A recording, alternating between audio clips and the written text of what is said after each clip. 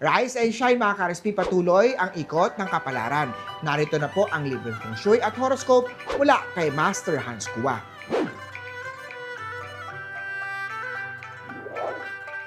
Sa mga pinanganak ng Year of the Rat, may darating na chance para maipakita ang galing mo. Isang moment lang ang kailangan para mapansin ka. Ang feng shui tip ko maglagay ng green coin pouch sa workstation o mesa para tuloy-tuloy ang swerte at finance at work balance energy. Green at 4.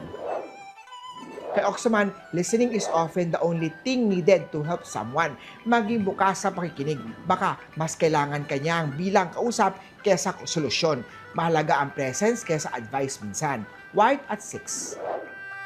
Kay Tiger naman, huwag magmadali sa negosyo. Hindi lahat ay successful agad.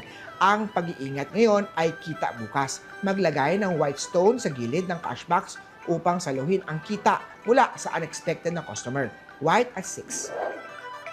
Kay Rabbit naman tayo, kung ikaw lang ang laging humihingi ng tawad, baka hindi mo kasalanan yan. Maging aware sa red flags ni partner. Gold at 2. Kay Dragon naman, makakatanggap ka ng papuri kahit hindi ito hinihiling. Ito ang magsisilbing fuel para sa araw mo para maging productive ka. Blue at 3. Kay Snake naman tayo, may responsibility na biglang ibibigay. Handa ka na ba? Opportunities are usually disguised as hard work. Malay mo, tinetest ka lang pala ni boss. Yellow at 7. Sa mga pinanganak ng Year of the Horse, may bayad na darating na may kasamang bonus. Pag dumating ang swerte, tanggapin ito ng buo at magpasalamat. Feng Shui tips, maglagay ng jade plant sa southeast area ng kwarto para long-lasting financial luck. Green at 9. Kay Goat naman, kumain ng kamote, saging o oatmeal para sa mood stabilization.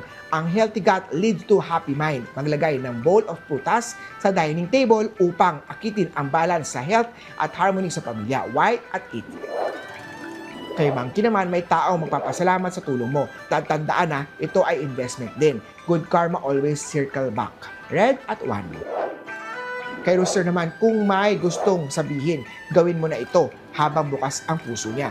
Timing is everything. What you don't say today might be regret you carry tomorrow. Gold at 6.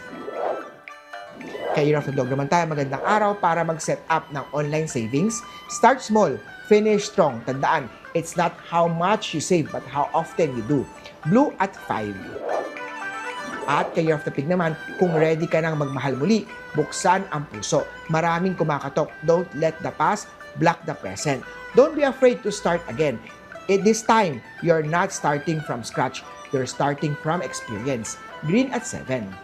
Muli po, ito po'y gabay mula kay Master Hans Kua. Nasa iyong kamay nakasalalay ang inyong tagumpay. Lagi think positive at i-manifest natin ang success. Mga ka-RSP,